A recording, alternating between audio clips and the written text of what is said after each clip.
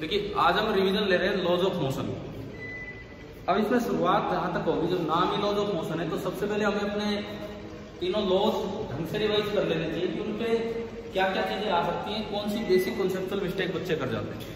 सबसे पहला आता है Newton's first law.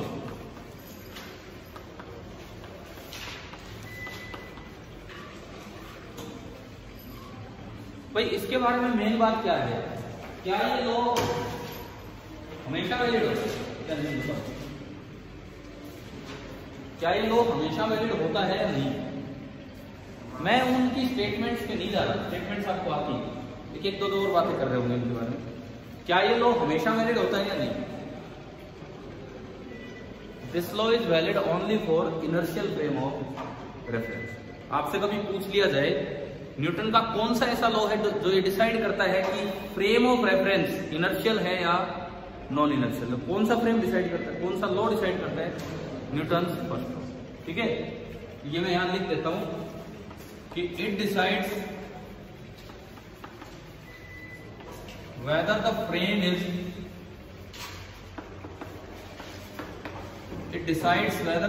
Is inertial और नॉन इनर्शियल। मतलब जिस ऑब्जर्वर के लिए, कोई ऑब्जर्वर किसी ऑब्जेक्ट को देख रहा है, जिस ऑब्जर्वर के लिए न्यूटन फर्स्ट लॉ वैलिड होगा तो वो ऑब्जर्वर इनर्शियल फ्रेम है। फ्रेम का मतलब ऑब्जर्वर होता है ना, और जिसके लिए न्यूटन फर्स्ट लॉ वैलिड नहीं होगा वो नॉन इनर्शियल फ्रेम है। क्या मतलब, कैसे? सुनो,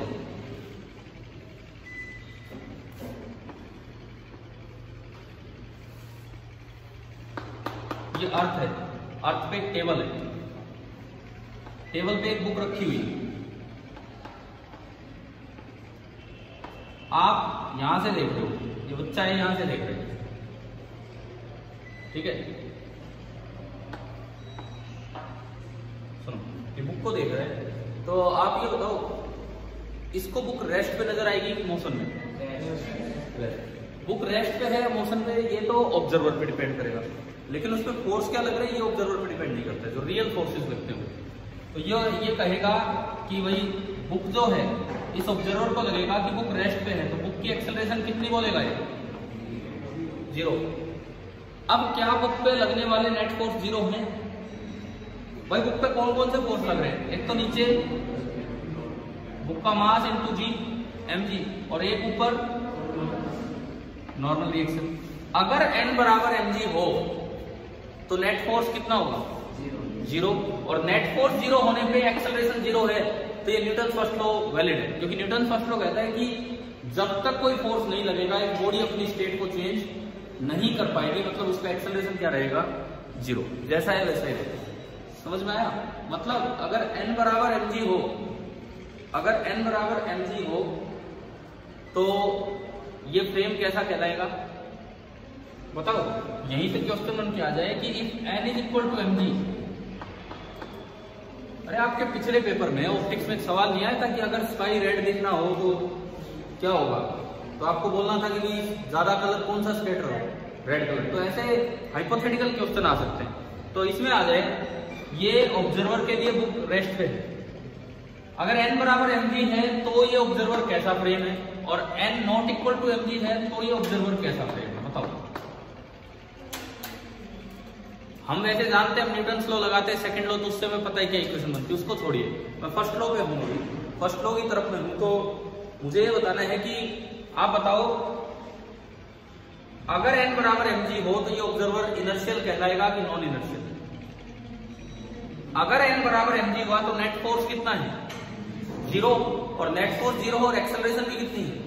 0। यही तो न्यूटन फर्स्ट लॉ है कि जब तक बाहर से कोई फोर्स ना लगे एक बॉडी अपनी स्टेट को चेंज नहीं कर पाएगी। समझ में आया? यानी कि अगर ये कंडीशन दी गई है तो ये फ्रेम कैसा कहलाएगा? इनर्शियल। और अगर ये कंडीशन दी गई है तो ये फ्रेम कैसा कहलाएगा? Non inertial. मतलब मेरे पास डेफिनेशन ये आई कि अगर F0 दिखने पे, F0 लगने पे, दिखने पे नहीं, F0 लगने पे इस ऑब्जर्वर को एक्सेलरेशन 0 दिख रहा हो तो ये फ्रेम कैसा कहलाएगा?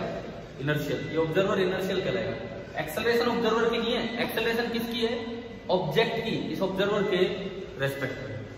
क्लियर है? और अगर ऐसा होता कि F तो 0 है और A नॉन जीरो है, या फिर F नॉन जीरो है और A 0 है, तो न्यूटन्स फर्स्ट लॉ वहां पे वायलेट हो रहा है, तो इसका मतलब ये ऑब्जर्वर जो है वो इनर्शियल नहीं है। तो अगर पूछा जाए कि न्यूटन्स फर्स्ट लॉ हमेशा वैलिड है, it is valid only for inertial observer. समझ में आ गया ये? ठीक है। अब बात करें इसकी स्टेटमेंट की, तो इसकी स्टेटमेंट बड़ी आसान सी है। A body continues to be in its state of rest और of uniform motion unless an external force acts on it. समझ गए हो ना? तो लेकिन उसमें किस तरह से सवाल आ सकते हैं ये वाला मैंने आपको बताया। समझ आ गया? ठीक है। देखो एक बड़ा कंफ्यूजन है इस सवाल में बच्चों को। ये आ जाए कि भाई which law of motion, which Newton's law of motion decides whether the frame is inertial और नॉन इनर्शियल। तो केवल एक ही आंसर होगा, कौन सा? न्यूटन्स फर्स्ट लॉ हो गया। ठीक है। अब मैं चलता हूं सेकंड लॉ की तरफ। हम स्टेटमेंट नहीं लिखी मैंने बोर्ड पे, कुछ और दो चीजें इनके बारे में हो सकती, वही आपको बता रहा हूं।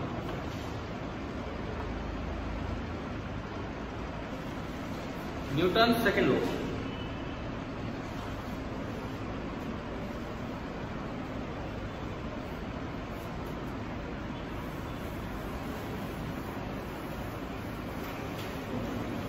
एक बार ये न्यूटन के तीन लॉ होने के बाद मैं एक बार कंस्ट्रेंट पे आऊंगा। कंस्ट्रेंट मोशन काइनेमेटिक्स का पार्ट जो न्यूटन लॉ के सवालों में यूज होता है। ठीक है। 9th में पढ़ा होगा शायद आपने पुली, कंस्ट्रेंट और ये, लेकिन मैं फिर भी 5 मिनट यहाँ पे दूंगा उसके बाद। अब हम आ रहे हैं न्यूटन सेकंड लॉ पे।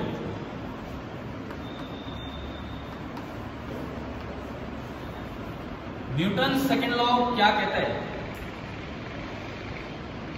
क्या है exact statement Newton second law? अरे फोर्स इसलिए नहीं लगता क्योंकि मोमेंटम चेंज हो रहा है। मोमेंटम चेंज इसलिए होता है क्योंकि फोर्स लगा है। समझ गए? तो जो इसका एग्जैक्ट स्टेटमेंट है वो है चेंज इन मोमेंटम नहीं, बल्कि rate of change of momentum. खाली चेंज इन मोमेंटम नहीं, न्यूटन ने यही बात बताई थी। कुछ चीजें गैलीलियो मिस कर रहा था, न्यूटन ने यही बात बताई थी कि चेंज इन मोमेंटम नहीं, rate of change of momentum, मतलब dp बाई dt। तो न्यूटन ने कहा था कि dp by dt is directly proportional to the applied force.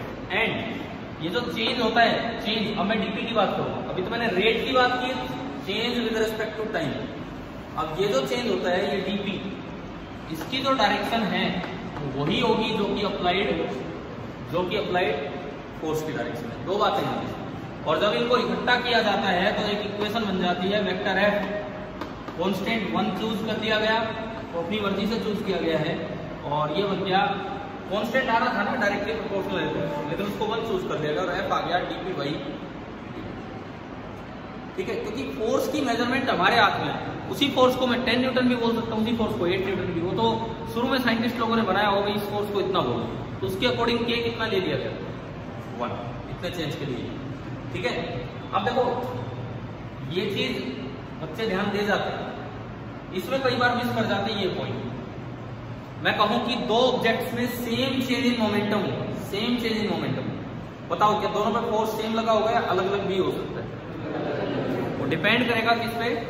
Time पे। दो ऑब्जेक्ट्स में सेम चेंज इन मोमेंटम हुआ, एक में कम टाइम में हुआ और एक में ज्यादा टाइम में हुआ, तो किस पे फोर्स ज्यादा लगा? जिसमें चेंज कम टाइम पे होगा उस पे फोर्स ज्यादा लगा, है ना? समझ आ गया? जैसे मान लो एक कोई बड़ा सा बॉक्स है, मुझे उसको उठा के ऊपर रखना है, ऊपर का टांड होती है, टांड देखिए, टांड पे रखना है, इस तरह से रखना है, जो भी है जहां भी रखनी है, स्लैब पे रखना है कहीं। तो सुनो, वही ऑब्जेक्ट एक बार मैंने बड़ी फटाफट उठा के रख दिया, एक बार धीरे धीरे मैं उठा रहा हूँ, कभी पैर पे रखा, कभी सर पे रखा, फिर मैं पहुंचा रहा हूँ, टाइम किसमें कम लगेगा? पहले वाले में। तो मैंने फोर्स किसमें ज्यादा लगाया होगा? पहले वाले में, तभी तो तुरंत चला गया, और दूसरे में इतना टाइम। समझ में आ रहा है? दूसरी बात जिस पर ध्यान अक्सर बच्चे नहीं देते वो ये है, केवल इस पे सवाल कैसे आ सकता है? केवल इस पे, बिना इसमें क्या कहीं टाइम मेंशन हो रहा है? टाइम मेंशन तो नहीं हो रहा ना इसमें। सपोज सवाल यूं आ जाए, क्वेश्चन यूं आ जाए कि south, north, east and west. Question यूं आ जाए कि एक ऑब्जेक्ट है पहले ईस्ट की तरफ जा रहा था, एक ऑब्जेक्ट है पहले ईस्ट की तरफ जा रहा था, ठीक है, कुछ समय बाद वो साउथ की तरफ जाने लगा। तो इस अंतराल में, इस इंटरवल में एवरेज फोर्स की डायरेक्शन किधर है? देखो मैं एक बार ढंग से क्वेश्चन बताता हूँ। एक ऑब्जेक्ट है पहले इधर जा रहा था 10 किलोग्राम मीटर पर सेकेंड मोमेंटम से, बाद में वो साउथ की तरफ हो गया 10 किलोग्राम मीटर पर सेकेंड से। आपको बताना है कि इस पे लगने वाले फोर्स की डायरेक्शन क्या है, ये बताना है। इधर देखो, इधर फोर्स की डायरेक्शन वही होगी तो किसकी डायरेक्शन है? Change in momentum. क्या मैंने कभी भी बताया कि 2 सेकंड बाद ये चेंज हुआ है कि 2 घंटे बाद ये चेंज हुआ है? नहीं बताया ना। जब भी ये चेंज हुआ आपको इस दौरान एवरेज फोर्स की डायरेक्शन बतानी है क्या होगी। तो देखिए कैसे निकालेंगे। ये इनिशियल मोमेंटम और ये फाइनल। चेंज का क्या मतलब होता है? Final minus initial. तो फाइनल तो जिधर है उधर है, माइनस इनिशियल मतलब जो आगे था, जो ईस्ट की तरफ था, उसे किधर दिखा दो? वेस्ट की तरफ। समझ में आ रहा है? तो चेंज कैसे बनाएंगे? देखो 10 इधर, ये तो P फाइनल हुआ, माइनस P इनिशियल करेंगे तो 10 इधर वेस्ट की तरफ, और इनका रिजल्टेंट तो बीचों बीच आएगा 10-10। तो यानी कि ये डायरेक्शन हुई डीपी की, और जो डीपी की डायरेक्शन होगी वही किसकी होगी? फोर्स की। तो देखो ये तो बिल्कुल बीचों बीच है 45 डिग्री पे, तो इस डायरेक्शन को मैं क्या कह सकता हूँ? South west direction. अब सवाल क्या बना? इनिशियली पार्टिकल इतने मोमेंटम से ईस्ट में जा रहा था, फाइनली पार्टिकल इतने मोमेंटम से साउथ में जा रहा है। पहले ईस्ट में जा रहा था, फिर साउथ में जा रहा है, और पूछा है कि इस दौरान जब ये चेंज हुआ है उस दौरान एवरेज फोर्स कितना लगा और किधर लगा? कितना नहीं, तो टाइम नहीं दिया, किधर लगा। तो देखो पहले ईस्ट में था फिर साउथ में, लेकिन एवरेज फोर्स की डायरेक्शन क्या आ रही है? South west. ठीक है। अब ये कंफ्यूजन हो सकता है यार, वेस्ट है ही नहीं फिर ये साउथ वेस्ट क्यों आ गया? वेस्ट है ही नहीं फिर ये साउथ वेस्ट क्यों आ गया? आगे आ गया, उसको आप फिजिकली समझ सकते हो। कैसे? देखिए शुरू में यार मान लो कोई भैंस है, ठीक है, तो भैंस इधर भाग रही है, इधर भाग रही है, आपको इधर लेके आनी है, इस साइड लेके आनी है, तो उसकी बेल पकड़ के किधर खींचोगे आप? साउथ वेस्ट की तरफ खींचोगे कि नहीं? समझ में आ रहा है? वो भैंस आगे जा रही है और मुझे इधर लेके आनी, तो मैं तो उसको इधर ही खींचूंगा ना, तभी तो कुछ टर्न हो पाएगी। तो समझ गए फोर्स की डायरेक्शन कैसे है? क्लियर है? मतलब न्यूटन सेकंड लॉ ना केवल फोर्स का मैग्नीट्यूड देता है बल्कि फोर्स की डायरेक्शन भी देता है। इसकी जो दूसरी फॉर्म है F बराबर dp/dt से ही, अगर मैं P को लिख दूं मास इंटू वेलोसिटी, है ना, यही होता है लिनियर मोमेंटम, तो F बना d/dt ऑफ mv। क्या m कांस्टेंट है? बिल्कुल। अब यहाँ दो तरह की मैकेनिक्स आती है। एक क्लासिकल मैकेनिक्स जो हम लोग अभी पढ़ते हैं, आप छोटे बच्चे हो, अभी क्लासिकल मैकेनिक्स पढ़ रहे हो। बाद में मतलब 12th के बाद आती है रिलेटिविस्टिक मैकेनिक्स, जो आइंस्टाइन की थ्योरी है, जहाँ पे स्पीड बहुत ही ज्यादा हो जाती है। वहां मास कांस्टेंट नहीं होता है, जैसे जैसे स्पीड बढ़ेगी मास बढ़ेगा। ठीक है, तो उन क्वेश्चंस में मास बाहर नहीं आएगा। फॉर क्लासिकल मैकेनिक्स आप m को बाहर ले सकते हो, और dv/dt को मैं क्या लिख सकता हूँ? तो ये याद रखिए, ये फॉर्म तो वैलिड है रिलेटिविस्टिक मैकेनिक्स में भी, आइंस्टाइन वाली मैकेनिक्स में भी। ये वाले सवाल अभी नहीं आएंगे 10th लेवल पे, लेकिन मैं आपको जानकारी के लिए बता रहा हूँ। ये फॉर्म तो रिलेटिविस्टिक मैकेनिक्स में वैलिड है, परंतु ये form only and only classical mechanics में वैलिड होगी, जहां पे स्पीड ऑफ पार्टिकल बहुत ही कम है, normal as compare to the speed of light. Newton second law आया समझ? चलो मैं न्यूटन थर्ड लॉ की तरफ।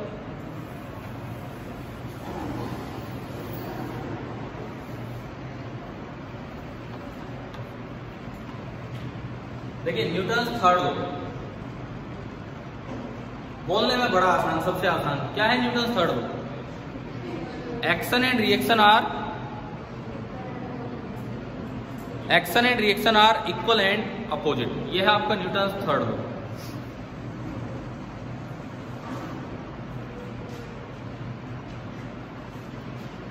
दस पार्टिसिपेंट इसमें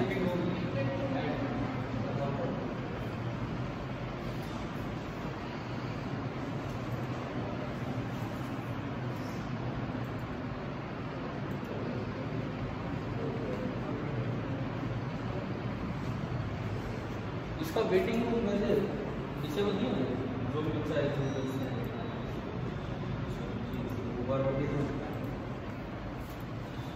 देखिए न्यूटन थर्ड लॉ पे हम आते हैं। न्यूटन का तीसरा रूल बोलने में बड़ा आसान है, action and reaction are equal and opposite. लेकिन एक्शन रिएक्शन है क्या चीज? क्या एक्शन रिएक्शन ये है कि भाई मैंने आपके थप्पड़ मार दिया, आपने मेरे थप्पड़ मार दिया, चलिए सब बराबर है? ये है क्या एक्शन एंड रिएक्शन? ये क्या है एक्शन एंड रिएक्शन? फोर्स तो ये भी है, थप्पड़ मारने में भी तो फोर्स ही लगता है। क्या होता है एक्शन एंड रिएक्शन? ठीक है, इधर आओ एक बार, एक्शन रिएक्शन करके दिखाता हूं, पहले मैं मारूंगा। अरे इधर आओ, देखो action and reaction are equal and opposite. मान लो मैंने इनके थप्पड़ मारा, ये एक्शन है कि रिएक्शन है? दोनों है, दोनों हो गए। सुनो कैसे, मेरे हाथ ने इनकी कमर पे फोर्स लगाया, सपोज 2 न्यूटन फोर्स लगाया अंदर की तरफ, है ना? उसी समय जब कांटेक्ट हुआ, उसी समय इनकी कमर ने मेरे हाथ पे 2 न्यूटन बाहर की तरफ लगा दिया, हिसाब बराबर। ठीक है, जो समझ गए हो क्या होता है? मतलब एक्शन और रिएक्शन अलग अलग टाइम पे नहीं होते, अलग अलग टाइम पे नहीं होते। जिस वक्त एक्शन होगा उसी वक्त क्या होगा? रिएक्शन। आप जरूरी नहीं कि एक को एक्शन बोलो दूसरा रिएक्शन होगा, किसी को भी एक्शन बोल सकते हो, किसी को भी रिएक्शन। समझ गए हो? आपके नजरिए आई भी, आपने ये किया, आपको लग रहा है कि आपने ये किया, ये एक्शन है, तो उसके बदले में जो हुआ वो रिएक्शन है। तो पहली बात, ये साइमल्टेनियस फोर्सेज है, एक साथ लगने वाले फोर्स हैं, अलग अलग समय पे नहीं लगते। दूसरी बात, क्या एक्शन और रिएक्शन मिलकर नेट फोर्स 0 कर देते हैं कि नहीं? क्योंकि एक्शन और रिएक्शन दो अलग अलग बॉडीज पे लगेंगे। कभी भी ऐसा नहीं होगा कि एक ही बॉडी पे इधर से एक्शन लगा। जैसे अक्सर दिमाग में क्या आता है, सुनो, मैं इसको इधर से प्रेस कर रहा हूं, ये एक्शन है, मैं पूछूं रिएक्शन कौन सा, बोल जी बदले में बोर्ड प्रेस कर रहे।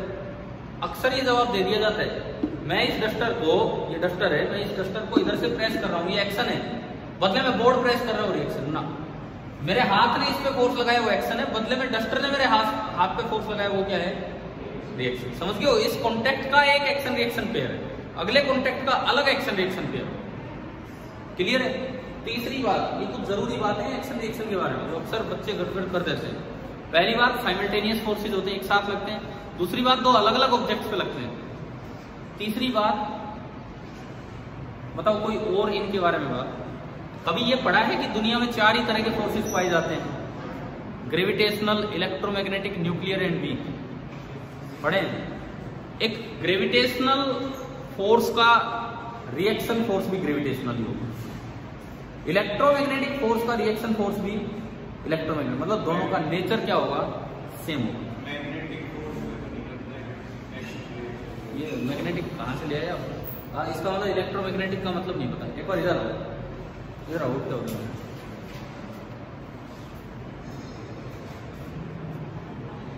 बताओ ये कौन सा फोर्स है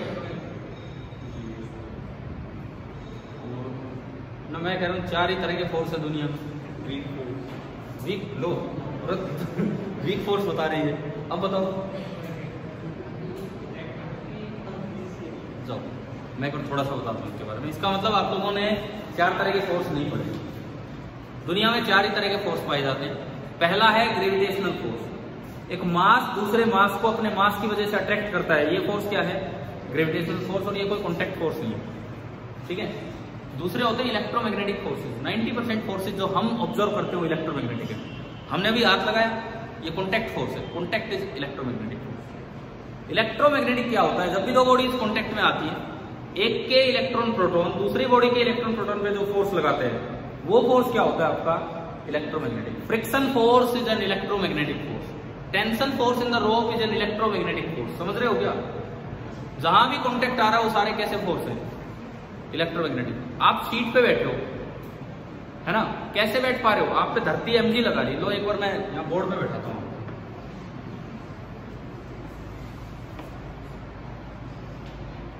ठीक है? दिख रहा है ना? ये शुरू में तो बड़ा क्लियर दिखता है बोर्ड, जो मैं यहाँ सामने मुझे दिखता है। थोड़ी देर में यहाँ फॉगी कंडीशंस हो जाती है, इस तरह का काम हो जाता है, धुंध होगी।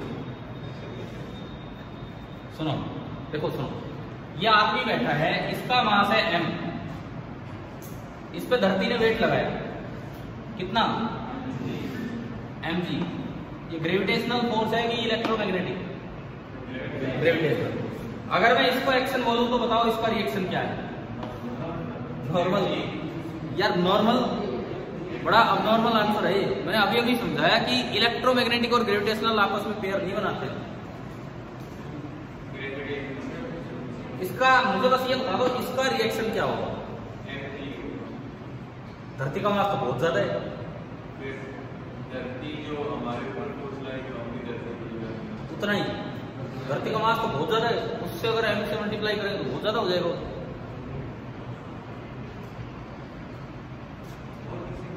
सही बता रहे हैं, mg ही होगा। अब देखो मैं एक्शन रिएक्शन पेयर बना के दिखाता हूँ। इधर सुनिए, ये आदमी है, ये यहाँ बैठे हैं, इसका मास है m, ठीक है, ये ग्राउंड है, क्लियर है, और ये अर्थ का पार्ट है, अर्थ का एक पार्ट है ये, और कुछ थोड़ी है। धरती इसको अपनी तरफ खींच रही होगी, लेट मैं इसका मास बोले तो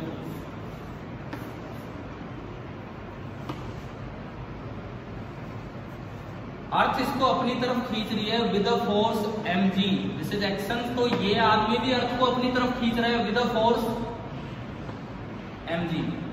क्या पीछे कभी किसी टेस्ट में ऐसा सवाल आया था शायद, जहां तक मुझे याद आ रहा है, पता नहीं, कि जब पेड़ से एप्पल टूटता है तो एप्पल ही क्यों चल के आता है, धरती क्यों नहीं चल के आती? था ऐसा? था कि नहीं था बताओ? नहीं, जो आपके स्कूल टेस्ट होते हैं उनमें आया था शायद, तो और पता नहीं चलो था या नहीं था, मैंने कहीं देखा था ये। तो सुनिए, क्वेश्चन है कि जब action reaction pair equal and opposite होते हैं तो अगर अर्थ एप्पल को इतना खींच रही है तो बदले में एप्पल अर्थ को क्यों नहीं खींच रहा है? जब इक्वल फोर्स हो, मास धरती का बहुत ज्यादा है, फोर्स तो उतना ही लगेगा। मास बहुत ज्यादा होने से एक्सीलरेशन बहुत ही कम हो जाएगी, तो धरती उठेगी उससे पहले तो एप्पल आके टकरा जाएगा, क्लियर है। लेकिन फोर्स क्या रहेगा? बिल्कुल सेम। तो अगर कोई कहे कि अर्थ ने इस आदमी पे ग्रेविटेशनल फोर्स लगाया mg, उसका रिएक्शन फोर्स नॉर्मल फोर्स नहीं है, उसका रिएक्शन फोर्स होगा मैन ने भी अर्थ पे mg ही ग्रेविटेशनल फोर्स, ठीक है। सपोज टेबल को छोड़ो, ये आदमी यहां खड़ा है,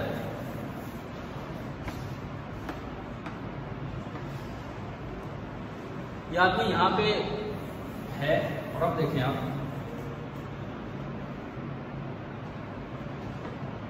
इसका मास है m। अब देखो एक्शन रिएक्शन पे आदमी में कितने फोर्स लग रहे हैं पहले ये बताओ। एफबीडी ऑफ मैन अगर मैं बनाऊं, एफबीडी ऑफ मैन अगर मैं बनाऊं तो इस पे कितने फोर्स लग रहे हैं? एक तो mg, वो ग्रेविटेशनल है कि इलेक्ट्रोमैग्नेटिक, और एक नॉर्मल रिएक्शन जो धरती ने ग्राउंड ने लगाया वो ग्रेविटेशनल है कि इलेक्ट्रोमैग्नेटिक? कॉन्टैक्ट फोर्स है वो इलेक्ट्रोमैग्नेटिक। अब मैं कहूँ एक्शन रिएक्शन पेयर बनाओ, तो ये एक्शन रिएक्शन पेयर नहीं, क्योंकि एक ही चीज पे एक्शन और रिएक्शन दोनों नहीं लगते, एक इलेक्ट्रोमैग्नेटिक एक ग्रेविटेशनल, वो कभी एक्शन रिएक्शन पेयर। अब अगर एक्शन रिएक्शन पेयर बनाए तो कैसे बनेंगे? सुनो, आपने क्या किया, सबसे पहले इसको एक्शन माना, अगर इसको एक्शन माना तो आप ऐसे दिखाओगे एक्शन रिएक्शन पेयर, ये m, अर्थ ने इसको खींचा, बदले में इसने अर्थ को खींचा, ये ग्रेविटेशनल फोर्स ही है, समझ गए हो क्या? अर्थ ने इस पे mg लगाया तो इसने अर्थ पे mg लगाया। दूसरा अब ग्राउंड, ये ग्राउंड है, ग्राउंड ने इस आदमी पे ऊपर नॉर्मल रिएक्शन लगाया, बदले में आदमी ने ग्राउंड पे नीचे नॉर्मल। ये अलग एक्शन रिएक्शन पेयर है, ये अलग एक्शन रिएक्शन पेयर है, इसमें दोनों ग्रेविटेशनल, इसमें दोनों इलेक्ट्रोमैग्नेटिक, और दोनों में एक ऑब्जेक्ट अर्थ पे लग रहा है और एक ऑब्जेक्ट इसमें पे लग रहा है। अब बताओ क्या एक्शन रिएक्शन पेयर छाटने आ गए हैं? तो आप बताइए, Newton first law, second law, third law, कुछ रिवाइज हुआ, क्या चीजें हैं क्या नहीं? ठीक है, हम कुछ और ही बातों पे चल रहे थे, स्टेटमेंट्स लिखी नहीं मैंने बोर्ड पे, और किन चीजों पे ध्यान जाना चाहिए आपका, जो कॉन्सेप्चुअल बातें उन पे उठे। क्लियर है एक्शन रिएक्शन पेयर? ठीक है, 3 बातें बताई। एक्शन और रिएक्शन यूं नहीं लगता कि पहले एक्शन लगेगा फिर रिएक्शन, दोनों एक ही समय पे लगते हैं। एक ही ऑब्जेक्ट पे दोनों फोर्स कभी नहीं लगते हैं, एक पे एक्शन लगेगा तो दूसरे पे रिएक्शन, और दोनों का नेचर सेम होता है। अगर एक इलेक्ट्रोमैग्नेटिक है तो दूसरा भी इलेक्ट्रोमैग्नेटिक, एक ग्रेविटेशनल है तो दूसरा भी ग्रेविटेशनल। क्या ये 3 बातें समझ में आई? न्यूटन्स लॉ यहां तक क्लियर है ना? ठीक है,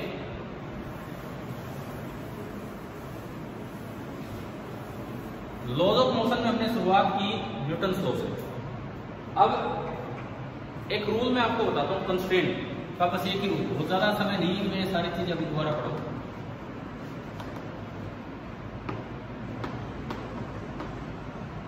और एक बच्चे ने क्वेश्चन भी भेजा था, जैसे एच.सी. वर्मा का क्वेश्चन है काइनेमेटिक्स का part first.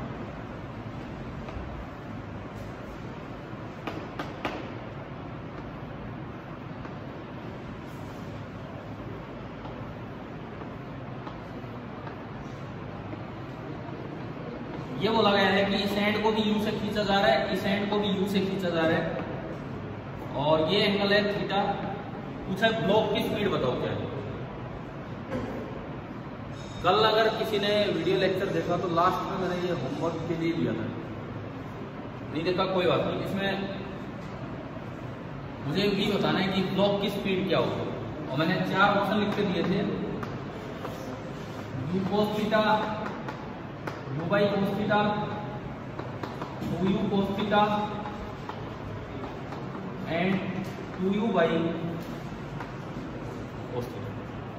u cos theta, u by cos theta, 2u cos theta and 2u by cos theta, ये 4 ऑप्शन थे। तो मैं समझाता हूँ, आप देखिए वैसे क्या क्या दिमाग में आ रहा है, क्या आंसर होना चाहिए।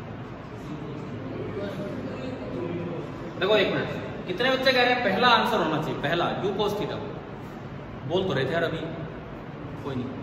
दूसरा कोई नहीं, तीसरा पूरी क्लास ही थर्ड कह रही है, एंड फोर्थ कोई नहीं। पूरी क्लास ने एक साथ गलत जवाब दिया है, ठीक है, ये नहीं होगा। इसके बाद हमें कंस्ट्रेंट नहीं आता।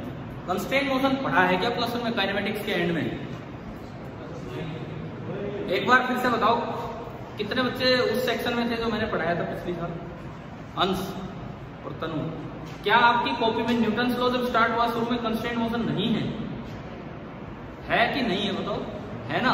तो उसमें लॉज भी बताए होंगे, ठीक है, कुछ क्वेश्चंस भी करवाए होंगे, कुछ फॉर्मूले भी दिए होंगे, Vp बराबर V1 प्लस V2/2 इस तरह के, ठीक है। अभी लेकिन अभी आओ, आप रूल पे आओ, जिन बच्चों को भी नहीं आता वो सीख लीजिए। मैं ये नहीं कह रहा कि पक्का इसी टेस्ट में एक सवाल इस पर मिलेगा। कंस्ट्रेंट मोशन काइनेमेटिक्स का पार्ट है जो न्यूटन्स लॉ में यूज होता है, काइनेमेटिक्स का पार्ट है जो इक्वेशन न्यूटन्स लॉ में यूज हो जाती है।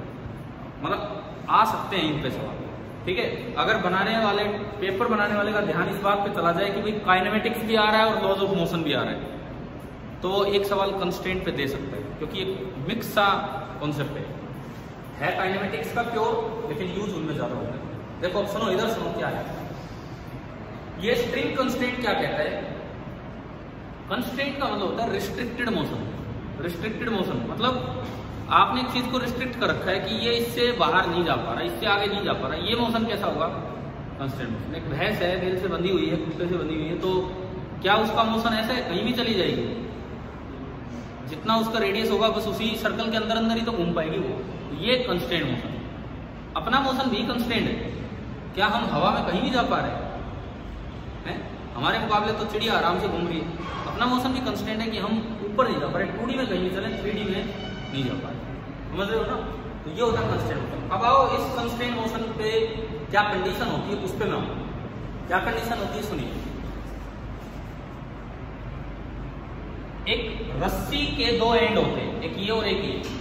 कंस्ट्रेंट रूल ये कहता है, यहां में लिखूं ठीक जाएगा, velocity of approach of one end of a string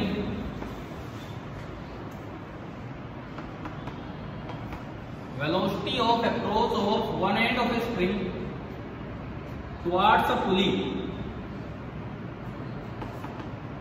is equal to velocity of separation of other end of the string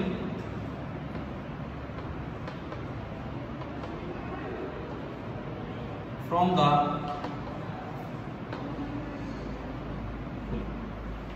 एक एंड अगर पुली को अप्रोच करेगा रस्सी का एक एंड अगर पुली को अप्रोच करेगा तो दूसरा एंड पुली से दूर जाएगा। ठीक है, रस्सी का एक एंड अगर पुली को अप्रोच करेगा तो दूसरा एंड पुली से दूर जाएगा, और एक एंड की जो वेलोसिटी ऑफ अप्रोच होती है दूसरे एंड की वही क्या होगी, वेलोसिटी ऑफ सेपरेशन। इस चीज को यहां मैं अप्लाई करवाता हूं, कैसे अप्लाई करेंगे देखो इधर, कोई सी भी एक रस्सी देखो, कोई सी भी एक रस्सी, उसको देखो इसको देखो, इससे फर्क नहीं पड़ता। देखिए मान लो मैंने ये पुली बनाई, ये रो पैसे है और ये रो पैसे है, और पुली किस पे है, रेस्ट पे, पुली तो रेस्ट पे है। ये एंड क्वेश्चन में दिखा रखा है कि ये एंड नीचे जा रहा है, कितनी स्पीड से, पुली रेस्ट पे है और ये एंड यू से दूर जा रहा है, तो पुली को लगेगा कि इसकी जो वेलोसिटी ऑफ सेपरेशन है इस एंड की वो कितनी है, यू है। वेलोसिटी ऑफ सेपरेशन अप्रोच कैसे निकालते हैं कि आप किसी चीज को देख रहे हो, सुनो मैं यहां से देख रहा हूं इनको और वो यूं टेढ़े जा रहे हैं, मुझे सेपरेशन वेलोसिटी निकालनी है तो उसका कंपोनेंट कर दो अलोंग द लाइन ज्वाइनिंग, जितना वो कंपोनेंट आएगा वही क्या हो जाएगी इनकी वेलोसिटी ऑफ सेपरेशन। अब इसमें कंपोनेंट है नहीं, ये तो खुद ही नीचे जा रहा है, अगर मैं पुली से इस पॉइंट को ज्वाइन करूं तो इसी लाइन के अलोंग यू है, तो जो वेलोसिटी ऑफ सेपरेशन है ये इस पर्टिकुलर पुली के केस में ये वेलोसिटी ऑफ सेपरेशन कितना हो गया, यू हो गया। अब मैं बात करूं वेलोसिटी ऑफ अप्रोच की, अब मैं बात करूं वेलोसिटी ऑफ अप्रोच की, तो वो सुने क्या होगा, ये एंड अप्रोच कर रहा है क्योंकि ऊपर आ रहा है, ये एंड अप्रोच कर रहा है, रस्सी की अपनी कोई वेलोसिटी नहीं होती, रस्सी का एंड जिससे अटैच है, रस्सी का एंड जिससे अटैच है वो जिधर जा रहा है एंड की वेलोसिटी भी वही होगी। ये रस्सी का एंड, ये वाला एंड किससे अटैच है, ब्लॉक से, ब्लॉक से, और ब्लॉक किधर जा रहा है, ऊपर जा रहा है। इसका मतलब इस वक्त रस्सी का ये एंड ऊपर जा रहा है, कितनी स्पीड से, v से। इस वक्त रस्सी का ये एंड ऊपर जा रहा है v स्पीड से, क्लियर है। ये एंगल है थीटा। अब मुझे बताओ ये एंड 2 है, ये एंड 1 है, एंड 1 की वेलोसिटी ऑफ सेपरेशन तो मैंने बोल दिया ये, एंड 2 का वेलोसिटी ऑफ अप्रोच क्या होगा, इसका कंपोनेंट कीजिए कि पुली की तरफ कितनी वेलोसिटी से जा रहा है, v cos थीटा। ये कहीं जाए पुली की तरफ कितनी वेलोसिटी से जा रहा है, v cos थीटा। ठीक है, यानी कि ये जो वेलोसिटी ऑफ अप्रोच वाला पॉइंट था ये आपका निकल के आया कितना, v cos थीटा। समझ आया कि नहीं आया बताओ, वेलोसिटी ऑफ अप्रोच वाला जो पॉइंट था ये आया v cos थीटा। तो क्या इक्वेशन बनेगी, v cos थीटा बराबर u, तो मुझे v चाहिए था तो v कितना आया,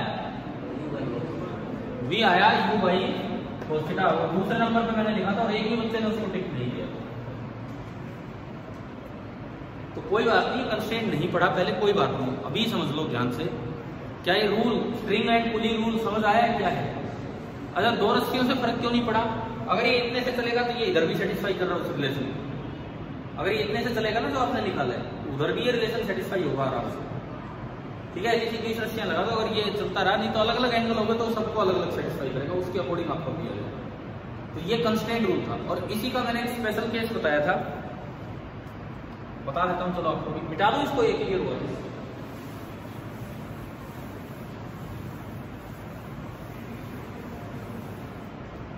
इसी का स्पेशल केस ये बताया था कि अगर पुली भी चले, पुली कब चलेगी, पुली छत से अटैच है और छत लिफ्ट की है और लिफ्ट चल रही है, समझ गए, पुली भी चले किसी वेलोसिटी vp से,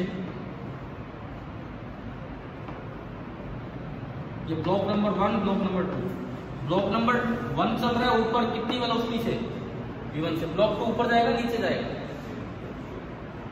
बताओ। ये पुली है, पुली आप यहां से देख रहे हो बाहर से, ग्राउंड से, आपको तो सब कुछ ऊपर जाता दिखेगा, तो इसका मतलब with respect to ground block 2 भी किधर जाता दिखेगा, ऊपर। ठीक है, वो अप्रोच सेपरेशन वाली बात जब लगाओगे तो एक स्पेशल फॉर्मूला यहाँ निकल के आता है कि velocity of pulley, velocity of one and plus velocity of second and divided. कितने बच्चों को पता है ये फॉर्मूला, पढ़ रखा है फिर तो यार आपने कंस्टेंट, है ना। क्या वो जनरल रूल पढ़ा है, ये फॉर्मूला तो तब लगता है जब 1D मोशन एक ही डायरेक्शन में। क्या जनरल रूल पढ़ा है कि नहीं, कि किसी एंगल पे हो तो कैसे करते हैं। अभी जो पिछला सवाल किया वो देखो, ऐसा हो सकता है 9th में पढ़ा हो लेकिन अब नहीं याद आ रहा हो, 1 साल हो गया उस चीज को। ठीक है, क्लियर है ये चीज। और यही सेम फॉर्मूला एक्सेलरेशन में भी वैलिड होता है, AP that is equal to A1 plus A2 divided by समझ में आ गई? ठीक है।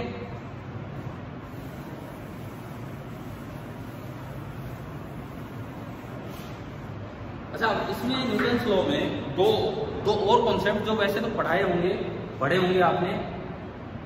एक होता है इंपल्सिव फोर्स और एक होता है वेरिएबल मास सिस्टम। इन पे भी क्वेश्चन बन के आ जाते हैं और मुझे जहां तक लगता है आपके 9th के समय टेस्ट में आए भी हैं। इंपल्सिव फोर्स में भी जब आप 9th में थे उस समय आपके टेस्ट में पूछे भी गए impulsive force and variable mass system. Variable mass system जैसे चलती गाड़ी में से मिट्टी गिरना, पढ़े हैं ये कभी, है ना? क्या कह रहे हो? एक और हटा के बोलो, सुन नहीं रहा।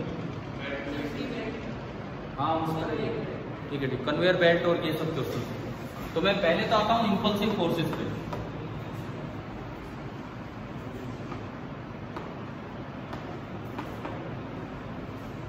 इंपल्सिव फोर्स होते हैं कि एकदम से लार्ज मैग्नीट्यूड का फोर्स थोड़ी सी देर के लिए लग रहा है। एक क्रिकेटर मान लो क्रिकेट खेल रहा है, बैटिंग कर रहा है और उसने बॉल को बाउंड्री पार होता है सिक्सर लगा दिया। कैसे लगाता है सिक्स? जैसे बॉल आई, बोले आंट दे, अब लेके जाते हैं, ऐसे लेके जाता है कि उसको फिर फेंक के आता है। ऐसे करता है क्या बताओ कि बॉल को बैट पे ले जाएगा और फेंक आए बाहर? नहीं ना। वो तो कितनी देर के लिए कॉन्टेक्ट होता है? 1 सेकंड भी नहीं होता। वो 1 सेकंड भी नहीं होता। 1 सेकंड भी हो गया तो यूं लगेगा बॉल क्या कर रही है यहाँ पे। जरा सी देर के लिए कॉन्टेक्ट होगा और बॉल गई। जब बॉल बैट के टकराने के जस्ट पहले तक कोई फोर्स नहीं था बैट का, टकराने के जस्ट बाद भी कोई फोर्स नहीं है, केवल टक्कर के दौरान फोर्स है। वो इतना स्ट्रॉन्ग फोर्स है कि उसने बॉल को बाउंड्री पार करवा दिया। इस तरह के फोर्स कैसे होते हैं? इंपल्सिव। कोई आपके थप्पड़ मारे, कैसा फोर्स है? थप्पड़ यूं मारते कि पहले जचा लिया हाथ और फिर प्रेस कर रहा है मुंह को, ऐसे थप्पड़ लगता है क्या? ये जो इस तरह से अचानक लगने वाले फोर्सेज है, ये कैसे है? इंपल्सिव। कहीं कील लगानी है, कैसा फोर्स लगाते हैं? हथौड़ा लगा के और फिर 3 आदमी लग के जोर लगाने, ऐसा तो नहीं होता ना। दूर से बस एक बार ही इंस्टेंट में ये सारे आपके फोर्सेस कैसे हैं? इंपल्सिव। आपने वो देखा है यार कभी टेंट रोड पे गाड़ते हैं? रोड पे कई बार रोड पे ही टेंट वेंट लगाते हैं, तो वो जब इतना बड़ा सा उनका कील नहीं होती, पता नहीं किस तरह का क्या है, रोड पे लगाएंगे और 2 आदमी लग जाते हैं, एक उधर एक इधर, तो एक बड़ा सा थोड़ा लाके सीधा उसी पे टिकता है। वो इतना डेंजरस लगता है यार, ये एग्जैक्टली इसी पे चोट कैसे कर रहे हैं? इतना भारी तो थोड़ा आप और हम लेके चले तो अपने पाँव पे आके लगे हो, और वो बिल्कुल सही इतनी सिमेट्री बना देते हैं। एक आदमी भी उसी पे मार रहे हैं, पीरियोडिक सा मोशन हो जाता है, फिर दूसरा लगा रहे थे। कभी ऐसे टेंट गाड़ते हुए देखा है कि नहीं रोड पे, है ना? तो वो सारे के सारे फोर्सेज कैसे होते हैं आपके? Impulsive force. ठीक है। इंपल्सिव फोर्स का जब भी कभी एवरेज मैग्नीट्यूड निकालना हो, एवरेज मैग्नीट्यूड, इसका तरीका होता है कि आप निकाल लीजिए चेंज इन मोमेंटम। आप पहले निकाल लीजिए चेंज इन मोमेंटम और फिर वो जो स्मॉल टाइम इंटरवल हो, जो भी स्मॉल टाइम इंटरवल हो जो दे रखा हो, उससे आप क्या कर दीजिए, उसको डिवाइड। ठीक है। ये आपका होता है इंपल्सिव फोर्स। जैसे अगर मैं इसको यूज करूं भाई, देखिए इस बोर्ड पे देखते हैं,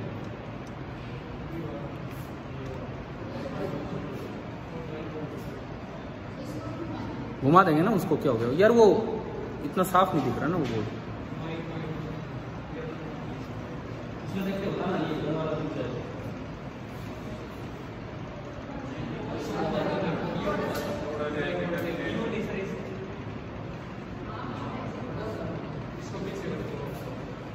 क्यों? ये इतना तगड़ा कैमरा थोड़ी यार, इसमें तो ढंग से। चलिए देखिए, इंपल्सिव फोर्स, सपोज ये इस तरह का कोई अरेंजमेंट है, ये दीवार है, कोई बॉल आती है, हमें बोला गया कि m मास की बॉल है और u वेलोसिटी के साथ थीटा एंगल पे आई, और टक्कर के बाद सेम वेलोसिटी से इतने ही एंगल पे निकल गई। ये इलास्टिक कोलिजन है। अगर इलास्टिक कोलिजन होगा तो टक्कर के बाद इतनी वेलोसिटी से इतने ही एंगल पे जाएगी। ठीक है। ये है, आपको बताना है कि भाई एक तो इंपल्स कितना मिला बॉल को और एक बॉल पे इंपल्सिव फोर्स कितना लगा, 2 चीजें कैलकुलेट करनी है। अच्छा, टाइम ऑफ कॉन्टेक्ट, काफी कम है, तो टाइम ऑफ कॉन्टेक्ट हमें दिया गया है डेल्टा टी। हमें क्या निकालना है, क्या क्या निकालना है सुनिए। Find first part impulse imparted to the ball,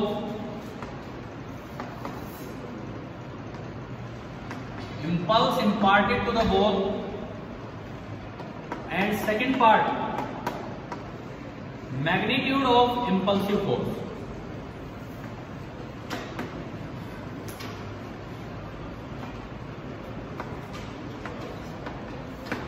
magnitude of impulsive force, ये दो चीजें आपको कैलकुलेट करनी है।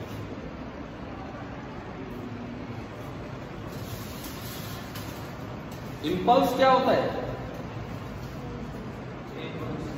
इंपल्स क्या होता है ये बताओ। इंपल्सिव फोर्स तो होता है चेंज इन मोमेंटम। अरे फोर्स तो निकल ही नहीं रहा, मैंने पहले इंपल्स पूछा और उसके बाद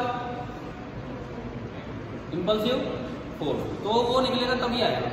दरअसल ये जो आपने अभी लिखा था इंपल्सिव फोर्स, आपने लिखा था कि change in magnitude upon time, तो वो जो ऊपर ऊपर वाली टर्म है ना, ऊपर वाली टर्म कौन सी, चेंज इन मोमेंटम, वो जो चेंज इन मोमेंटम जो आपने लिखा है उसी को हम क्या बोल दिया करते हैं, उसी को हम बोल देते हैं सिंपली इंपल्स। ठीक है, impulse imparted to the ball का मतलब है change in momentum of the ball due to the collision. तो अब पहले तो चेंज इन मोमेंटम निकालो। पहले मोमेंटम है mu, बाद में मोमेंटम भी है mu, चेंज कितना है 0। Momentum is a vector quantity, अगर डायरेक्शन चेंज होगी तो चेंज हुआ है। कैसे देखना है चेंज, सुनो। इनिशियल मोमेंटम mu है, आप इसके कंपोनेंट्स कर लो। ये एंगल थीटा तो ये भी थीटा दिख रहा है, तो इसका इधर कंपोनेंट तो होगा mu cos थीटा और इधर कंपोनेंट क्या होगा mu sin थीटा, है ना। बाद में मोमेंटम इधर है mu, तो उसका इधर मोमेंटम का कंपोनेंट हो जाएगा mu cos थीटा एंड ऊपर क्या होगा mu sin थीटा। आपको दिक्कत लगे किसी एक डायरेक्शन को x एक्सिस, किसी एक को y एक्सिस बोल दिया कीजिए और उसके अकॉर्डिंग आप ये लिख दिया कीजिए। कैसे देखो, सपोज मैं कहता हूं कि ये x एक्सिस है और ये y एक्सिस है, ये मैंने माना, तो P इनिशियल लिखो, P इनिशियल भाई इतना तो x के लॉन्ग और इतना y के लॉन्ग, तो P इनिशियल लिखा जा रहा है mu cos theta I cap plus mu sin theta j cap. P final बोलो इसको देख के, ये पीछे हो गया, ये वाला टुकड़ा पीछे हो गया, तो minus mu cos theta I cap and plus mu sin theta j cap. बताओ समझ आ रहा है कि नहीं? ठीक है, चेंज का मतलब होता है P final minus P initial. इसमें से ये घटाओगे तो ये कैंसिल, है ना, और ये हो गया minus 2mu cos theta I cap. अब माइनस I कैप तो डायरेक्शन है चेंज की, माइनस I कैप तो डेल्टा P की डायरेक्शन है, जो फोर्स की डायरेक्शन है। बताया था फोर्स की डायरेक्शन हुई थी। मैग्नीट्यूड कितना आया, तो इंपल्स कितना हुआ, इंपल्स कितना हुआ 2mu। पहले बताओ इंपल्स कैलकुलेट करना आ गया, क्लियर है? इंपल्स हुआ 2mu cos थीटा, क्लियर है ना सभी को? अगर ये बिल्कुल यूं ही टकराया होता तो यूं टकरा कर यूं चला गया, अगर ये बिल्कुल यूं टकरा के यूं चला गया होता तो क्या होता 2mu बस 2mu। क्यों? P इनिशियल लिखा जाता 2mu I कैप और P फाइनल लिखा जाता माइनस 2mu I कैप, तो घटाओगे तो माइनस 2mu, दोबारा बोल दो 2 क्यों बोल रहे हो? P इनिशियल लिखा जाता mu I cap, P final लिखा जाता माइनस mu I कैप, तो P final minus P initial करते तो माइनस 2mu I कैप बनता।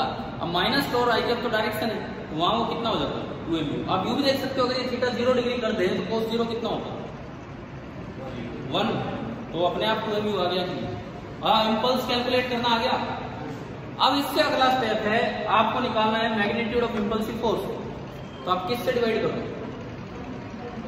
डेल्टा टी से। तो जो मैग्नीट्यूड ऑफ इंपल्सिव फोर्स है वो होगा 2mu cos theta and divided by delta. Clear है? ये कॉन्सेप्ट है इंपल्सिव फोर्सेस का जो इसमें न्यूटन लॉ में यूज होते हैं। ठीक है, इंपल्स वर्ड आ जाए, इंपल्स भी पूछा जा सकता है। अगर उसने थोड़ा टाइम भी दिया हो सवाल में, कॉन्टेक्ट टाइम, तो साथ में फिर वो क्या पूछ लेगा, इंपल्सिव फोर्स। और जरूरी नहीं कि इनिशियल और फाइनल स्पीड सेम हो सकता है पहले स्पीड ज्यादा हो, बाद में कुछ एनर्जी लॉस हो गया और स्पीड कम हो, तो आप उसके अकॉर्डिंग अगर क्वेश्चन आए तो उसके अकॉर्डिंग कर सकते हो। पता है इंपल्स वाला कॉन्सेप्ट आया इसमें। ठीक है, दूसरा मैंने क्या नाम लिया था अभी बताओ, variable mass system.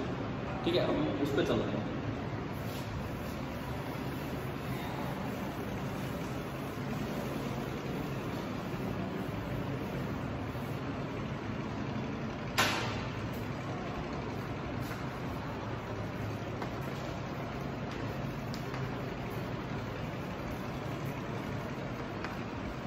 Variable mass system में भाई इतनी सी बात है, जैसे चलती हुई गाड़ी से कोई मास अलग होना, तो चलती हुई गाड़ी में कोई मास ऐड होना, तो जब भी मास किसी चलते हुए सिस्टम पे ऐड होता है, अलग होता है, तो वो एक एक्स्ट्रा फोर्स लगा देते हैं जिसे थ्रस्ट फोर्स बोल देते हैं।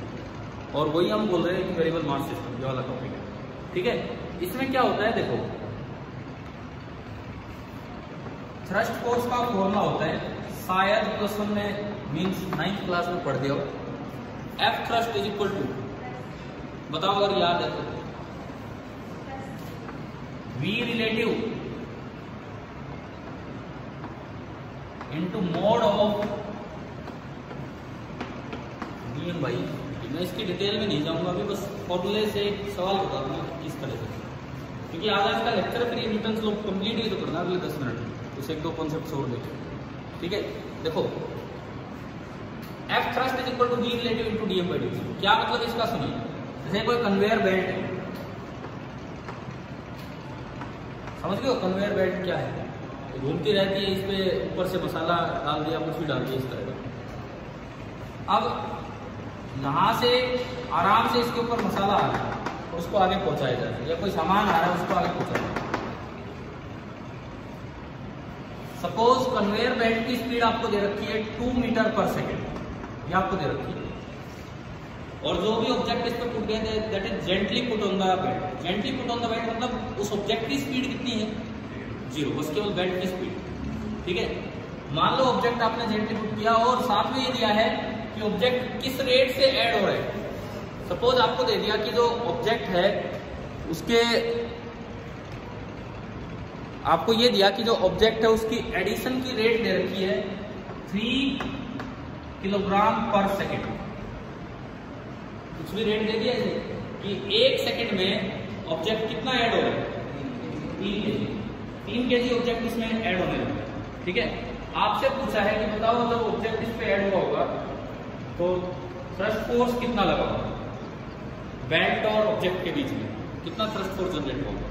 क्या फॉर्मूला है, V relative into mode of dm by dt। Relative speed कितनी है इन दोनों की, बेल्ट और ऑब्जेक्ट की, वो आराम से रखा गया है तो बेल्ट की स्पीड ही है, ऑब्जेक्ट की तो है नहीं, तो जो बेल्ट की स्पीड है वही रिलेटिव होगी। बेल्ट की स्पीड कितनी दी है, 2, तो V रिलेटिव तो 2 हो गया, और dm बाई dt किलोग्राम पर सेकेंड किस रेट से ऐड हो रहा है, 3। समझ गए हो, तो जो थ्रस्ट फोर्स यहां बनेगा,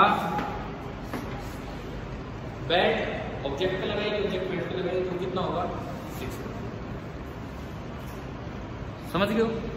ठीक है, थ्रस्ट फोर्स की डायरेक्शन की अगर मैं बात करूं तो अगर कोई मास ऐड होता है, अगर कोई मास सिस्टम पे है, सिस्टम मतलब बेल्ट, अगर कोई मास सिस्टम पे ऐड होता है तो सिस्टम के ऊपर थ्रस्ट फोर्स किधर लगेगा, जिधर V रिलेटिव होगा।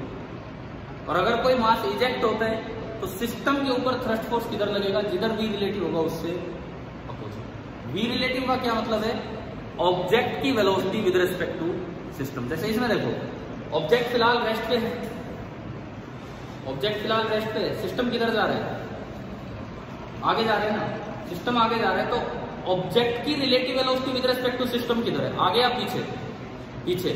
सिस्टम को लगेगा कि ऑब्जेक्ट पीछे जा रहा है क्योंकि वो खुद आगे जा रहा है, तो V रिलेटिव की डायरेक्शन किधर आई, पीछे। ये मास ऐड हो रहा है तो जिधर V रिलेटिव आएगा सिस्टम पे फोर्स उधर लगेगा, यानी कि जब मास आएगा तो बेल्ट पे फोर्स किधर लगाएगा, पीछे लगाएगा, इतना था, ठीक है। डायरेक्शन वायरेक्शन डी ज्यादा यूज नहीं हो तो कम से कम आपके 9th के जो माइनर हुए हैं, जो यहाँ नहीं बने, जहाँ बने भी होंगे तो मैंने नहीं बनाए, तो उनमें 1-2 बार ये फॉर्मूले यूज भी होंगे थ्रस्ट फोर्स वाले। थ्रस्ट फोर्स आ गया इसमें। आखिरी कॉन्सेप्ट आज का कर लेते हैं, दैट इज द इक्विलिब्रियम। कि अगर इक्विलिब्रियम में कोई सिस्टम है तो उस पर फोर्स बैलेंस वगैरह और ये सब करना होता है।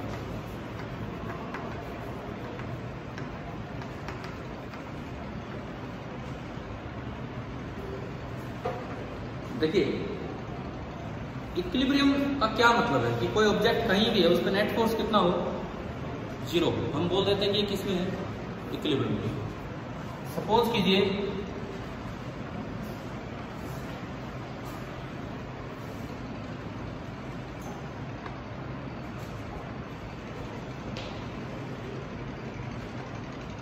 भाई ये कोई जार है, m मास का ऑब्जेक्ट है, हनुमान जी, ठीक है।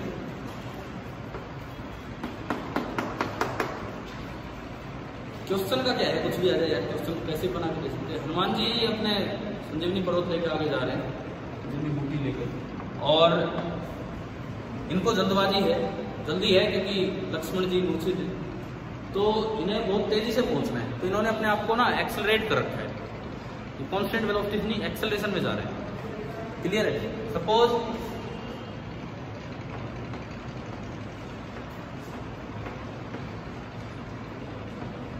एक्सेलरेशन आपको दे दी ए, ये दिया एक्सेलरेशन ए, मास इनका यहां दिखा रखा है, कितना है m, और ये हॉरिजॉन्टली चल रहे हैं।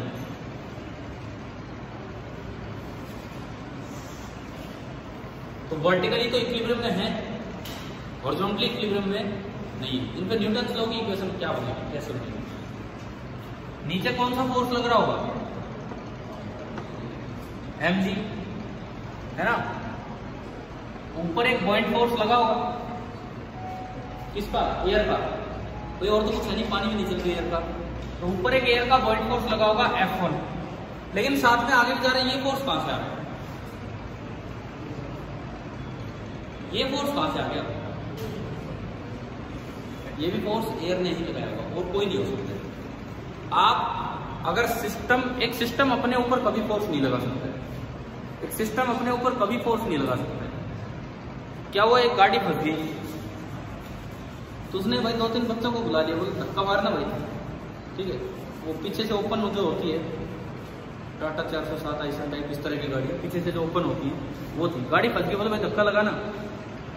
अब वो तीनों बच्चे उसके ऊपर चढ़ के, गाड़ी का जो पीछे से ट्रॉली वाला पड़, उसके ऊपर चढ़ के और ड्राइवर वाले कैबिन के धक्का लगा रहे, क्या गाड़ी चलेगी ऐसे? मतलब कमाल की बात थी। वो सोच रहे कि आगे वाला टायर फंसा हुआ है तो उसी का धक्का लगा देते, आगे वाला टायर फंस गया था तो उसके ऊपर चढ़ के उसका धक्का मार रहे हो। तो यार यूं तो अगर कभी हो जाए तो एक क्या कोई ऑब्जेक्ट अपने ऊपर फोर्स लगा के अपना मोशन चेंज कर सकता है क्या?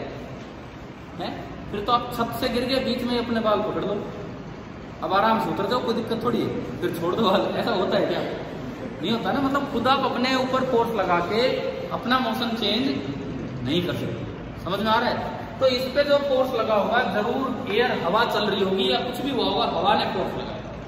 क्लियर है? तो हवा ने इस पे 2 फोर्स लगाई, एक F1 और एक F2, और धरती ने एक फोर्स लगाया नीचे, कौन सा? mg। अब इक्वेशन बनवाओ। वर्टिकली तो फोर्स बैलेंस है, क्या इक्वेशन बनेगी वर्टिकली? वर्टिकली इक्वेशन बनेगी F1 is equal to mg, और horizontally F2 is equal to ma। अगर पूछे नेट फोर्स बाई एयर कितना है, net force by air, air ने 2 फोर्स लगा रखे हैं, F1 और एक F2। एयर ने 2 फोर्स लगा रखे हैं, एक ऊपर F1 और एक आगे F2। तो जो इनका नेट फोर्स होगा वो ये होगा, ये F एयर रिजल्टेंट। कैसे निकाले? जो F एयर होगा that will be equal to under root of F1 square plus F2। अब ये कंप्लीट इक्विलिब्रियम नहीं था, ये इक्विलिब्रियम ओनली कौन सी डायरेक्शन में था? वर्टिकल में, हॉरिजॉन्टल में नहीं। ठीक है, हनुमान जी की यात्रा हमने देखी यहाँ पे, लेकिन इक्विलिब्रियम पे बहुत से सवाल ऐसे भी होते हैं जिनमें वैल होगी। चलो टाइम नहीं है तो कोई बात नहीं। इक्विलिब्रियम पे लामी थ्योरम पढ़ी आपने? लामी थ्योरम, लैमीज बोल लो, जो भी है पढ़ी है क्या? कई बार उस पर भी आ जाते हैं, कई बार वैसे भी फोर्स बैलेंस करने होते हैं। ठीक है यार, अब अपने आप रिवीजन करना। आप आज की ये क्लास थी, परसों आपका टेस्ट थी। ठीक है, थैंक यू। देखिए पहला सवाल देखिए, ये फ्रिक्शन है नहीं तो ये फिक्स एक्सेलरेशन से नीचे आएगा जी साइन थीटा, है ना। तो फ्रिक्शन है नहीं तो एक्सेलरेशन पता है जी साइन थीटा, पता है ना। अगर ये एंगल थीटा है तो जी साइन थीटा से नीचे आता है। इनिशियल स्पीड है 0, मान लो ये पॉइंट ए, ये पॉइंट बी और ये पॉइंट सी। जब एक्सेलरेशन कांस्टेंट है जी साइन थीटा, तो आप ये इक्वेशन लगा सकते हो, s is equal to u t plus half a t square. अब हमें पता है कि यहाँ इनिशियल स्पीड है 0, तो एक बार लगाओ ए टू बी, क्या इक्वेशन बनेगी? u0 A to B length है l/4 is equal to half into जो भी ए है वो इंटू टाइम लगा कितना 2 सेकेंड। आगे ये इक्वेशन। अब एक बार ये लगाओ a to C, b to C नहीं a टू सी, क्योंकि मुझे वही टाइम चाहिए पूरा और u वही का पता है। ठीक है, a टू सी लगाओ। तो अगर आप a टू सी लगाते हैं तो बताइए क्या इक्वेशन बनेगी? s कितना a टू सी में? l है, ut 0 half into a into capital T का स्क्वायर। यही तो निकालना है t। समझ गए हो? दोनों को इक्वेट कर दूं? इक्वेट नहीं करना मतलब डिवाइड कर दो, एक ही बात है, डिवाइड कर दो। ये इक्वेशन नंबर 1, इक्वेशन नंबर 2। आप 1 से 2 को डिवाइड कर दो, l/l/4 क्या आया? 4 आया। l/l/4 आ गया 4, a/2 से a/2 कैंसिल और वो आया t²/4। तो t² आ गया 4 इंटू 4 16, तो t कितना आ गया? 4 सेकेंड, 4 सेकेंड आ गया। समझ आया कि नहीं आया पहला बताओ? हाँ भाई, ये वाला क्वेश्चन क्लियर है सभी को? ठीक है, चलें दूसरे पे।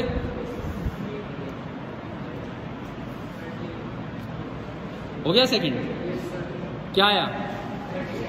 आपके तो डाउट है, आप हो भी गया, कोई बात नहीं। बिना किए क्यों भेजा करते हो डाउट? पहले किया करो भाई, देखते हैं छठा करोगे। चलो ये भेज दियो। चलो देखो, अब इधर देखो, इधर देखो। मुझे T2 चाहिए, तो पहले तो कंबाइंड सिस्टम मानो। कंबाइंड सिस्टम में तो आगे एक ही फोर्स है, तो उससे तो एक्सेलरेशन आ गई 60 बराबर टोटल मास 30 और 20 50 और 60 60 ए कितना आया? 1 आ गए। उसके बाद आप केवल इसको सिस्टम मानो, इस पे आगे एक ही फोर्स है, कौन सा? T2। तो T2 बराबर मास कितना है पीछे? 30 इंटू ए और ए है 1, तो T2 कितना आ गया? 30। T2 आ गया 30। बताओ समझ आया कि नहीं आया? ठीक है, चलें आगे बढ़े, चलते हैं तीसरे सवाल पे। क्या कोई ये जो हमारा क्वेश्चन है अगला सवाल, इसमें अगर हम देखें तो यहाँ की टेंशन चाहिए। तो पहले तो एक्ट्रूड मशीन की तरह से देखो, इस साइड पूरा मास कितना है? B प्लस सी 4 kg और इस साइड 2 kg। तो जो एक्सेलरेशन आएगी आपको याद है m2 minus m1 upon m2 plus m1 into g, याद है? तो 4 माइनस 2 पूरे की एक्सेलरेशन आई 4 minus 2 upon 4 plus 2 into g 2/6 यानी कि g/3 आया समझ? अब मुझे यहाँ की टेंशन चाहिए इधर की। आप केवल C का एपीडी बना लो, केवल C का एपीडी बना लो तो इधर की टेंशन आ जाएगी। अगर मैं C को देखता हूँ तो C जो है मास है 2 kg, ऊपर टेंशन है T, नीचे उसका वेट 2g है ना भाई, और एक्सेलरेशन अभी पता कि g/3, नीचे की तरफ वो जा रहा है g/3 एक्सेलरेशन से। न्यूटन्स लॉ की इक्वेशन क्या बनेगी? Net force is equal to mass into acceleration. तो नेट फोर्स बना 2g माइनस टी, नीचे की तरफ मैंने लिखा 2g माइनस टी बराबर मास है 2 kg और इंटू एक्सेलरेशन g/3। 9th में शायद हमने कई बार ये चीजें की है ना, ब्रेक करने वाला काम। पहले एक्सेलरेशन निकाला फिर ब्रेक, टी उधर गया, ये आ गया 2g माइनस 2g/3, 4g/3 आ गया, 4g/3 मतलब 40/3, 13 नहीं मतलब 13 ठीक है, 13 पॉइंट समथिंग। वैसे तो ऑप्शन यही दिख रहा है शायद। हो गया भैया, देखो वही तो पिछले सवाल यही है कि न्यूटन लॉ पूरे पे लगाओ और फिर न्यूटन लॉ पूरे पे लगाओ और उसके बाद सीधा ये एक्सेलरेशन वगैरह इनका यूज करके ये नहीं यूज करके अलग से एफईडी बना। ठीक है, चले चौथे सवाल पे जो कंस्ट्रेंट का है। ठीक है, चलिए फोर्थ वन देखते हैं।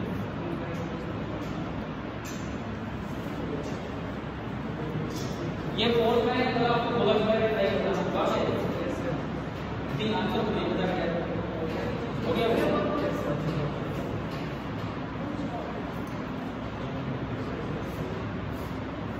फोर्थ देखते हैं, सुनो। कंस्ट्रेंट मोशन का एक रूल था, एक पुली और स्ट्रिंग के केस में velocity of approach of one end of a string towards the pulley is equal to velocity of separation of other end of the string from the pulley. यहां लिखता हूं,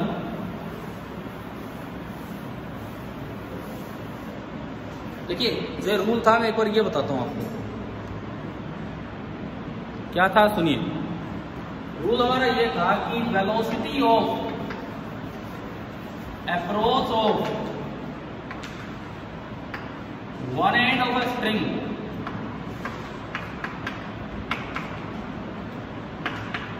towards the pulley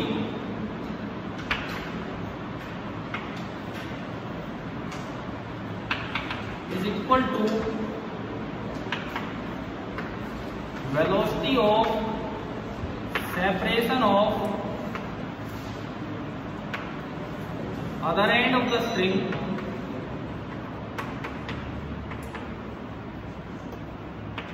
from the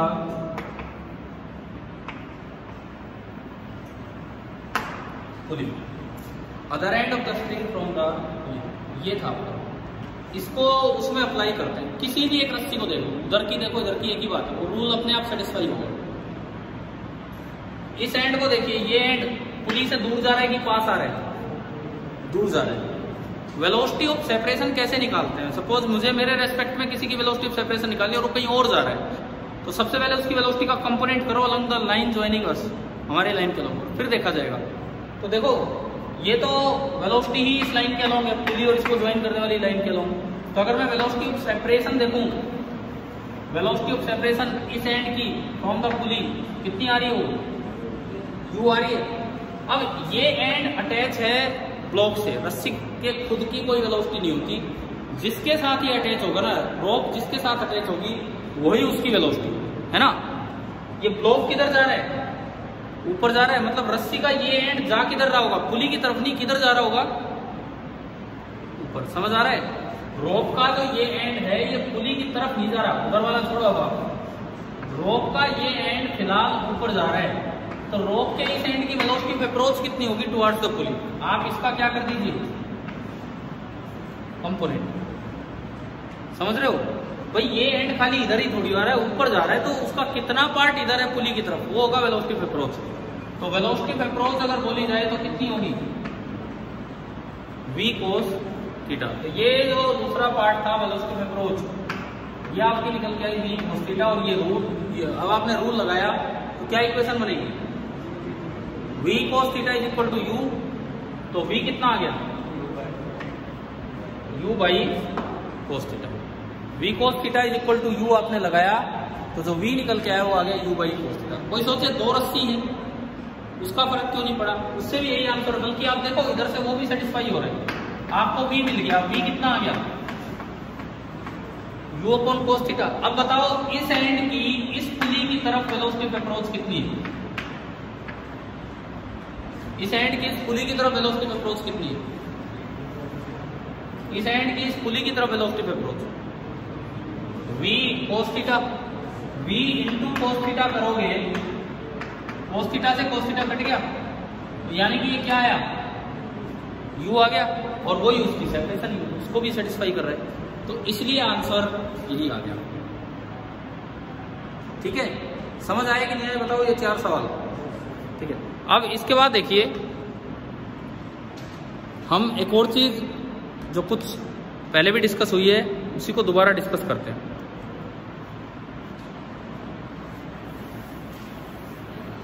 क्या internal forces से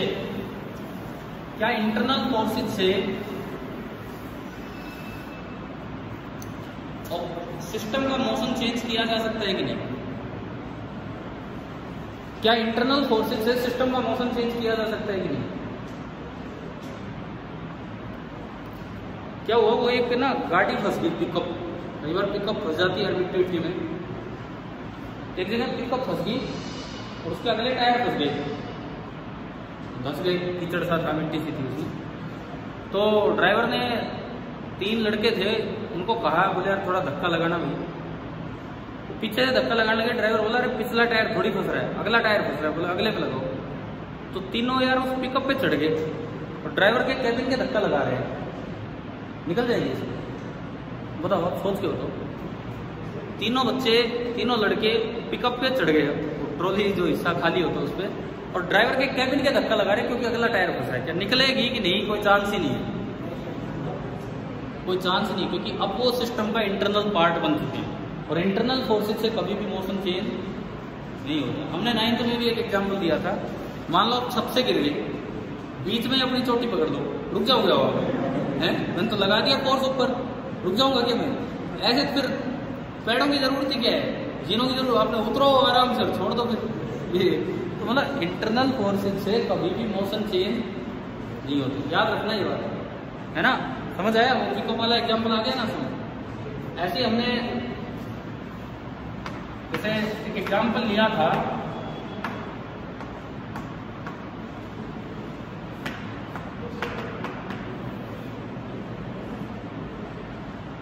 देखिए लक्ष्मण जी मूर्छित हो गए, तो हनुमान जी क्या लेके आए थे? क्या लेके आए थे? पहाड़ी उठा लाए थे जिसमें संजीवनी बूटी थी, है ना?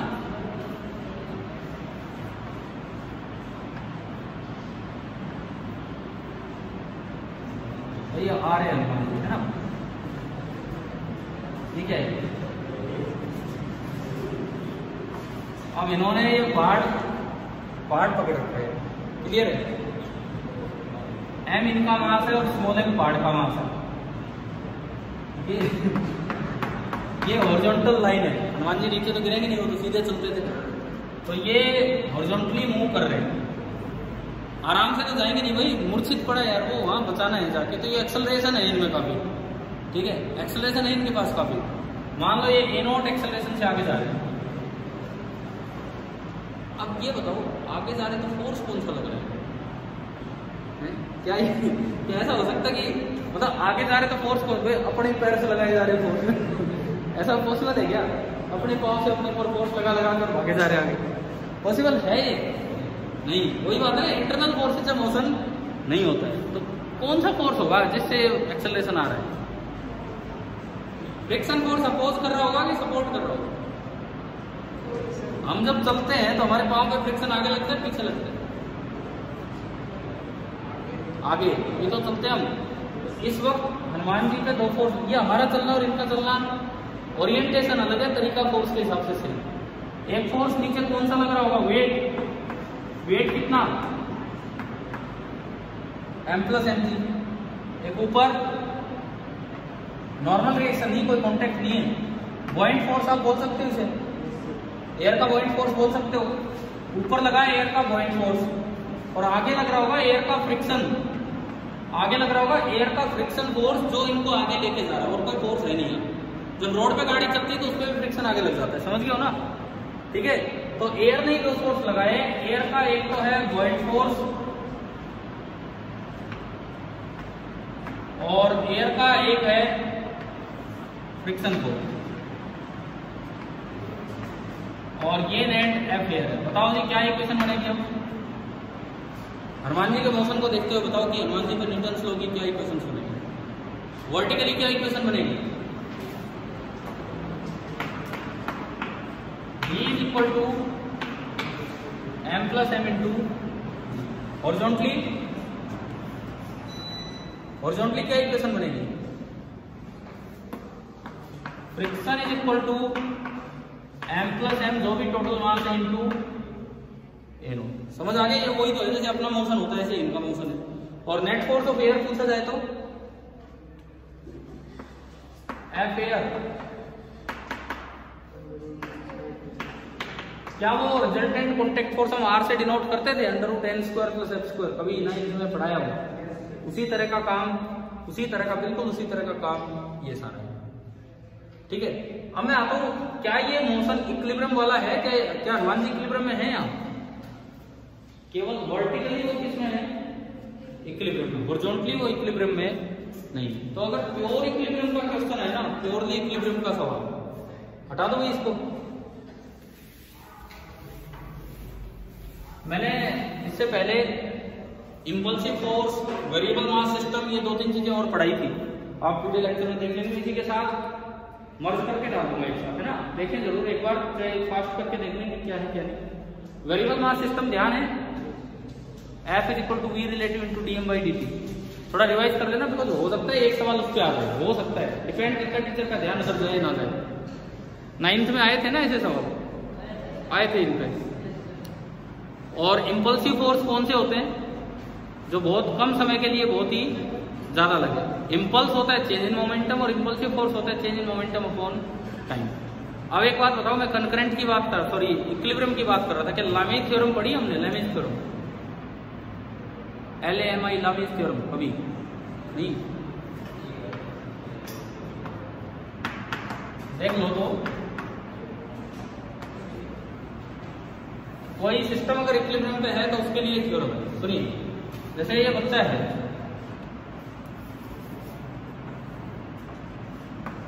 ये शरारती बच्चा है, बड़ा बकवास कर रहा था क्लास में, इसको लटका दिया, ये इसकी चोटी है, उसको बांध दिया ऊपर। फिर ये इधर क्यों आ रहा है? क्योंकि इसका कान टीचर ने पकड़ के खींच रखा है।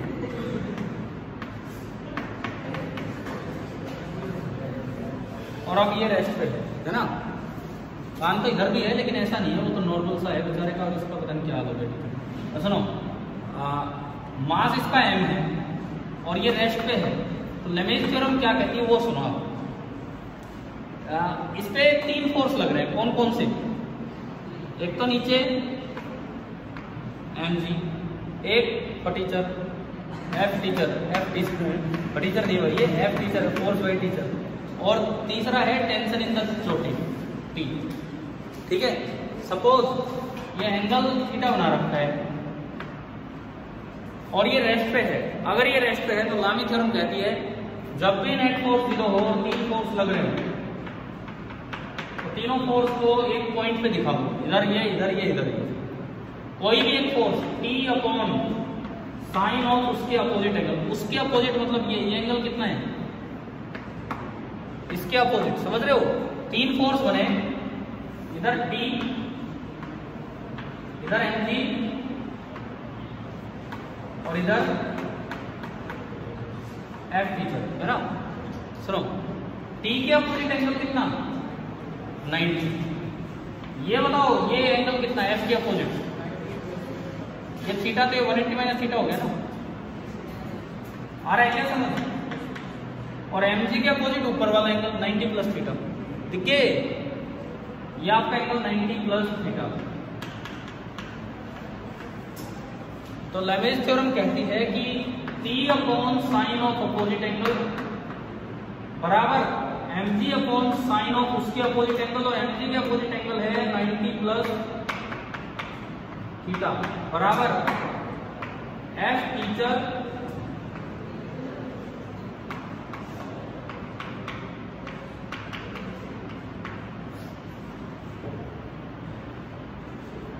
बताओ, ये समझ आया कि नहीं आया? ये होती है लेमेज थ्योरम। अच्छा, अगर आपको ये ना लगानी आए तो फोर्स वैसे बैलेंस करो, कंपोनेंट करो, वर्टिकली फोर्स बैलेंस कर दो और हॉरिजॉन्टली कट, तो वो तो आता है हमें करना, लेकिन ये भी एक तरीका है लेमेस थ्योरम, इससे भी आप ये चीजें कर सकते हैं। क्लियर हो गया ये सारा कुछ? ठीक है।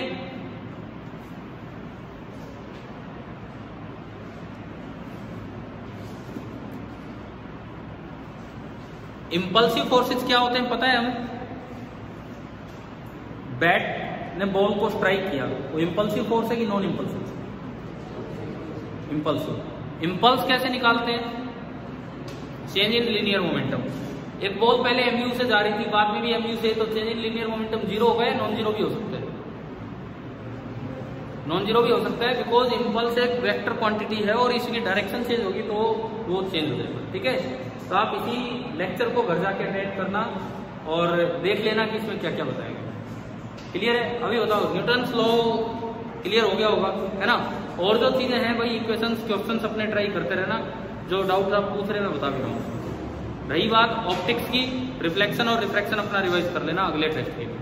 ना ह्यूमन आई पे जाने की जरूरत है ना प्रिज्म पे, वो नहीं आ रहा है। रिफ्रैक्शन रिफ्लेक्शन तक का है, उसमें लिखा है कि जो पार्ट आ गया वो नहीं आ रहा है, तो ये तो मानवत की माइक्रोस्कोप टेलीस्कोप आएगा, इतना तो कोई देगा नहीं शायद, तो यहीं तक आप अपना रिविजन कर लेना। ठीक है, नई चीजें करने की बजाय, अब कोई जरूरत नहीं है नई चीजें करने की, नई चीजें करने की बजाय जो आपने अभी तक पढ़ा है, जो आपने नोट्स बनाए हैं, जो क्वेश्चन किए, उन्हीं को रिवाइज करके चले जरा, वही सफिशिएंट है। ठीक है, और कुछ पूछना है किसी को तो बताओ। ठीक है, चलिए ठीक है, थैंक यू।